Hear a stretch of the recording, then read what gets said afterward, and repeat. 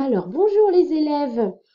Voici la deuxième vidéo d'histoire qui va vous permettre d'avoir des notions de base pour commencer le deuxième thème du programme qui est consacré à l'héritage que nous avons des Gaulois, des Grecs et des Romains.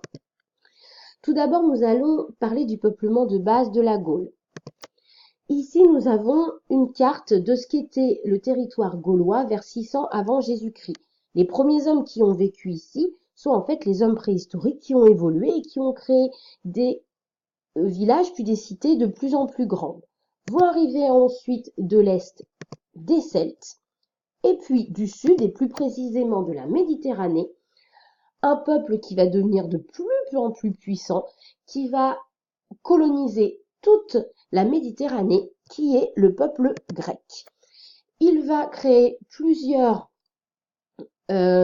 cités sur le bord de la Méditerranée en Gaule, et notamment une cité, Massalia, que l'on connaît plus sous le nom de Marseille, qui est son nom actuel. Nous avons ici une maquette qui a été faite de Marseille à cette époque.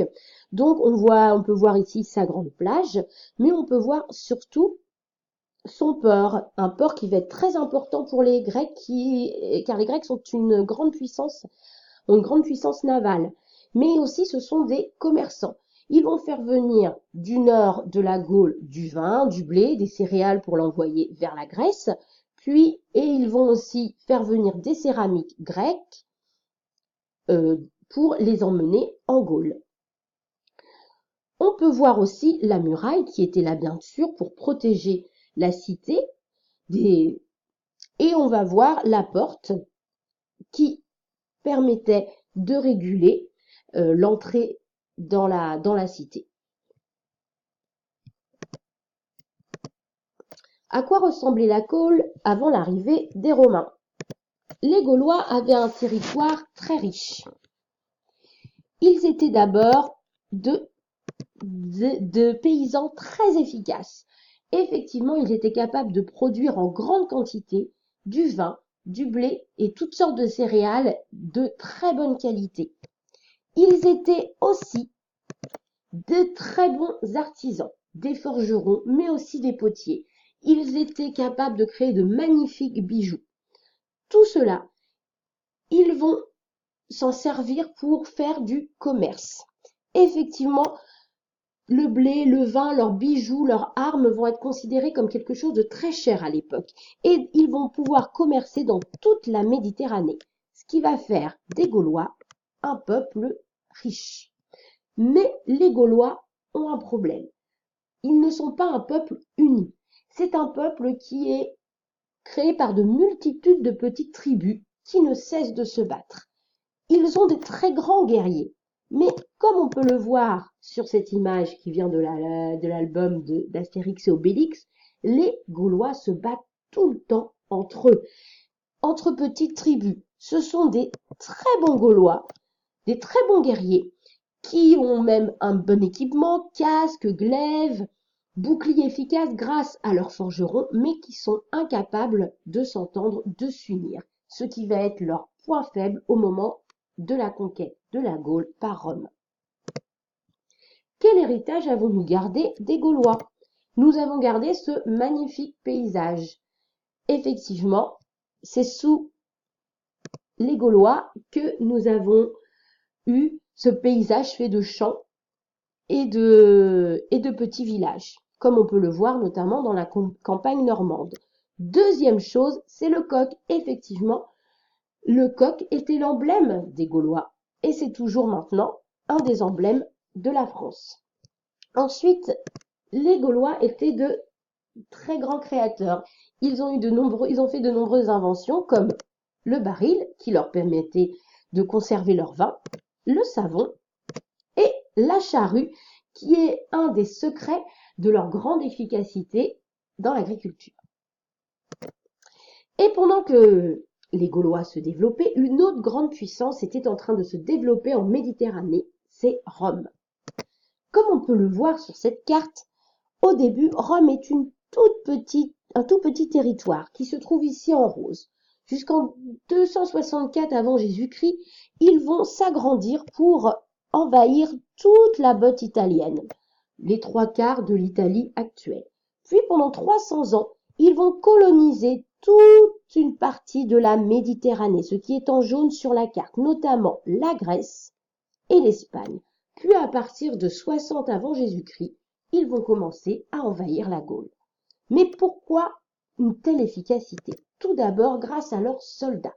Des soldats qui sont très bien équipés, des lances, des casques, des armures, des boucliers et même on voit ici des protections pour les mollets. Et en plus, ils sont très nombreux. Ce sont des guerriers, des soldats très nombreux. Plus l'Empire grandit, plus ils sont nombreux et ils sont aussi extrêmement bien entraînés. Ils savent combattre ensemble et de manière efficace. Et c'est ce qui fera la différence lors de la conquête de la Gaule à partir de -60. Comment s'est passée la conquête de la Gaule? Tout commence avec un homme, celui-ci, Jules César. Jules César, vers -60, est un consul romain. Il est envoyé en Gaule pour pouvoir envahir donc ce territoire qu'on appelle la Gaule chevelue, c'est-à-dire ce territoire qui ne veut pas devenir romain. Au début, tout va très bien se passer pour Jules César, puisque, comme on l'a dit, les tribus déjà se font la guerre. Et comme c'est un très grand politicien, un très grand orateur, il va monter les tribus les unes contre les autres. Et de ce fait, ce sera beaucoup plus facile d'augmenter son territoire. Mais à un moment, les Gaulois vont quand même se révolter et vont se rassembler sous le commandement de cet homme qui s'appelle Vercingétorix. Vercingétorix qui était au départ un allié de Jules César. Ça va durer un certain temps jusqu'au siège d'Alésia qui aura lieu en 52 avant Jésus-Christ. À cet endroit-là, dans cette cité-là, l'armée de Vercingétorix va venir se réfugier et il va être encerclé par l'armée romaine. Au bout d'un certain temps, ne pouvant pas sortir et mourant de faim et ne pouvant pas espérer de l'aide des Gaulois qui ne peuvent approcher à cause de l'armée romaine, Vercingétorix va accepter sa défaite et il va se rendre.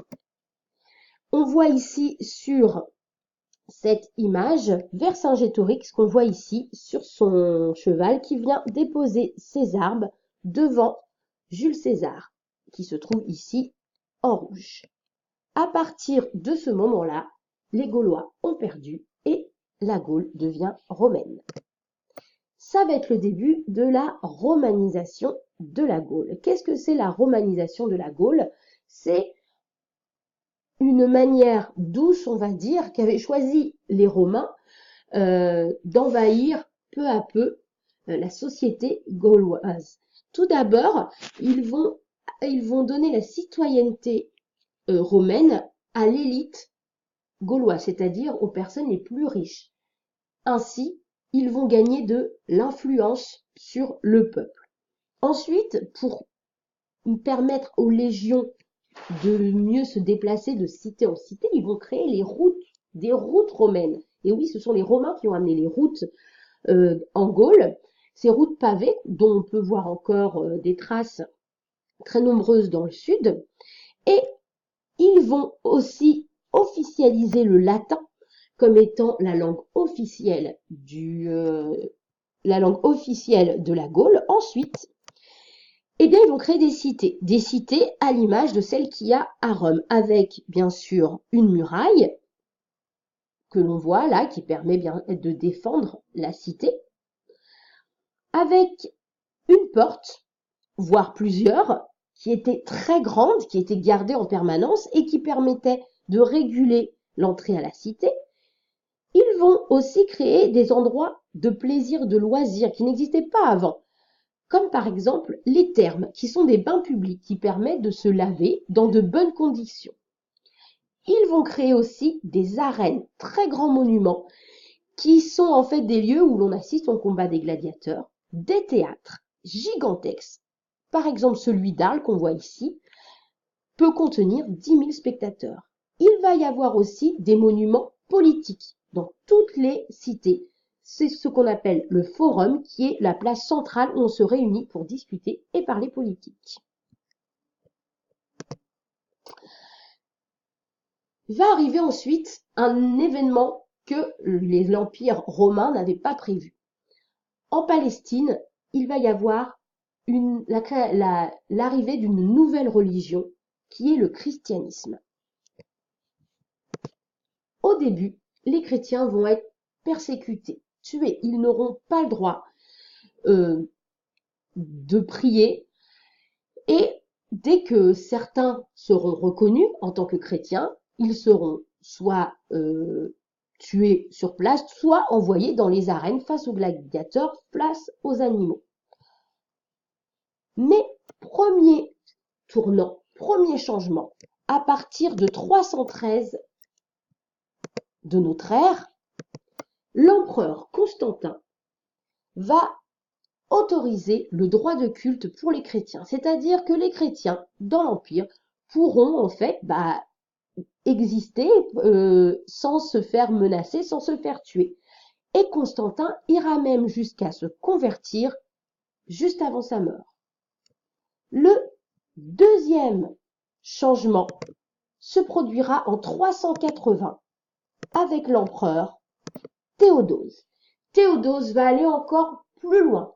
À partir de Constantin, pratiquement tous les empereurs sont chrétiens, mais Théodose va faire du christianisme la religion officielle de l'Empire. C'est comme ça et de cette manière que tout l'Empire romain, c'est-à-dire donc de nombreux territoires autour de la Méditerranée, va devenir chrétien. Et notamment, bien sûr, le territoire de la Gaule, l'ancien territoire français,